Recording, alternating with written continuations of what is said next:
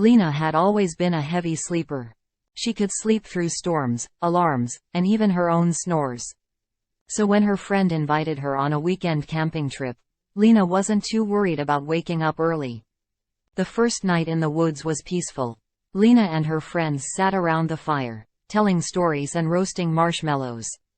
They stayed up late, laughing and chatting, and eventually stumbled off to their tents to get some rest.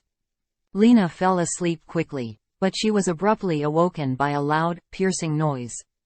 At first, she thought it was a nightmare, but the sound didn't stop. She sat up, groggy and confused, and realized it was her phone alarm. She fumbled for her phone in the dark and finally managed to turn off the alarm. But the noise had already woken up her friends, who grumbled and groaned as they tried to go back to sleep. Lena felt terrible. She had ruined everyone's peaceful morning with her blaring alarm. She apologized profusely, but her friends just shrugged it off and said it was no big deal.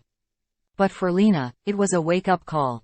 She realized that her heavy sleeping habits weren't just inconvenient, they were impacting the people around her. She made a vow to start taking her sleep schedule seriously and work on becoming a lighter sleeper. The rest of the camping trip was much quieter, and Lena was grateful for the reminder to be more considerate of others. When she returned home, she bought a new alarm clock that gradually increased in volume, and made a promise to herself to always be mindful of the noise she was making. It wasn't easy, but Lena slowly started to train herself to be a lighter sleeper.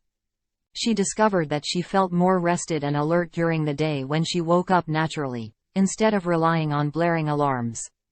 The wake-up call in the woods had been a jarring experience, but it had also taught Lena an important lesson about being considerate and taking care of herself.